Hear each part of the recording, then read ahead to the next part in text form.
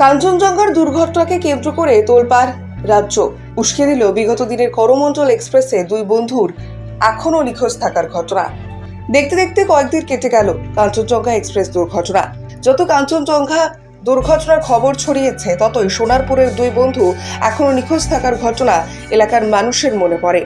সেদিনের কথা, 23 সালের 2রা জুন করমণ্ডল এক্সপ্রেস দুর্ঘটনায় প্রচুর মানুষের মৃত্যু হয়েছিল।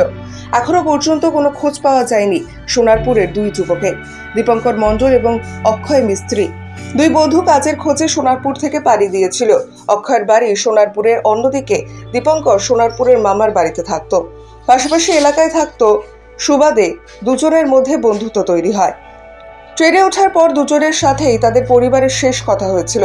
সন্ধ্যের দিকে দুর্ঘটনার খবর পেয়ে দুই পরিবারের লোকেরাই বারবার ফোন করলেও সেই ফোন কেউ রিসিভ করেনি। পরিবারের দাবি, পরের দিন সকাল পর্যন্ত ফোন রিং হয়। দুই পরিবারের লোকেরাই ঘটনার পর রাতেই দৌড়ে গিয়েছিল ঘটনাস্থলে। বিভিন্ন জায়গায় খোঁজাখুঁজিও করা হয়, ডিএনএ টেস্টও করা হয়, যদিও তার রিপোর্ট এখনো আসেনি। ঘটনার পর পাশে থাকার বার্তা দিয়েছিল রাজনৈতিক নেতারা, এলেও পরে আর কারোর হদিশ পাওয়া যায়নি। এখনো পর্যন্ত দুই পরিবারের ছেলেরাই অপেক্ষায়। কাঞ্চনজঙ্ঘা এক্সপ্রেসের দুর্ঘটনার খবরে পুরনো স্মৃতি উস্কে দিল এখনো কাঁদছে দুই বন্ধুর দুই মা ও পরিবারের লোকজন। অক্ষয় মিস্ত্রি। করমণ্ডলে গেছে। এটা করমণ্ডল তো? কি এক পাশে না, আমার পাশে তো বন্ধ। হ্যাঁ, করমণ্ডলেই ছিল। এখন কি অবস্থা? এখন তো কোনো খবর পাচ্ছি না।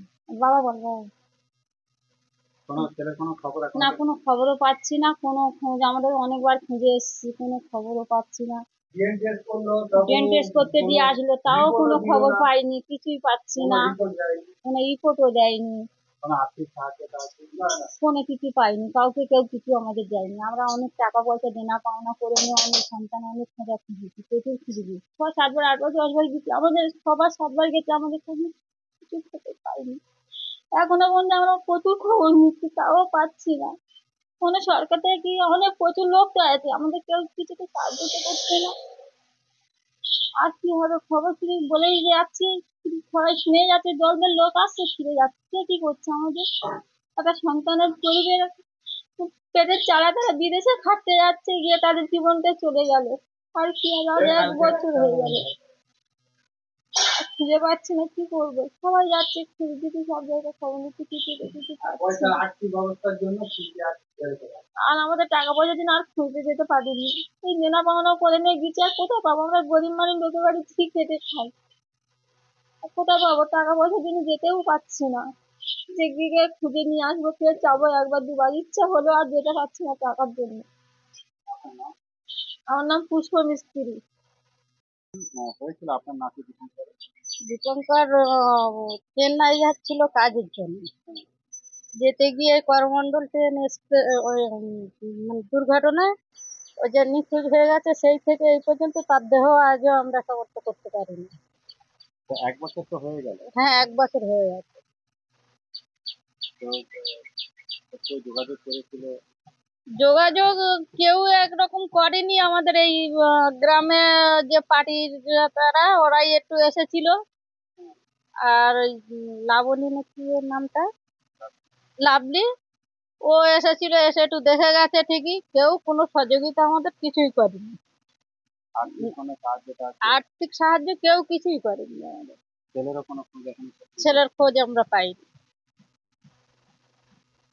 এতদিন তো 1 বছরেরও বেশি হয়ে গেল, আপনারা কি চাইছেন? কিছু যদি আমাদের সহযোগিতা করতো সরকার, তাহলে তাকে তো আর পেলাম না, আর পাবো কিনা তাও জানি না। কিছু যদি পাওয়া যেত, সেই তো রোজগার করতো। বাবা মা তো ওর ওপরে কত একটা ভরসা ছিল। যদি কিছু পাওয়া যেত সহযোগিতা, একটু আমাদের ভালো হতো।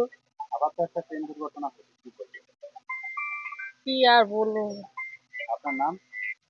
সুলোচনা খাড়া, দীপঙ্করের দিদা। কি অবস্থা? তোমরা তো অনেকবার নিজেরাও ঘুরতে গিয়েছিলে,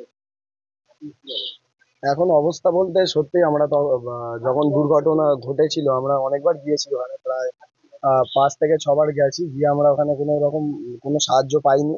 প্লাস আমরা চেষ্টা করেছি অনেক খোঁজার ভাইকে, কিন্তু খুঁজে পাইনি। ডিএনএ টেস্টের স্যাম্পেল দিয়ে আসা হয়েছে, রিপোর্টও পাইনি।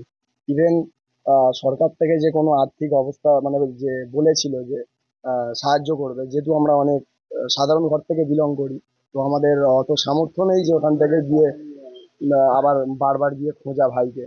তো আর কি বলবো? এখন কি চাইছি এখন, আর প্রায় 1 বছর তো হয়েই গেল, আর কোনো খোঁজ তো পেলামই না।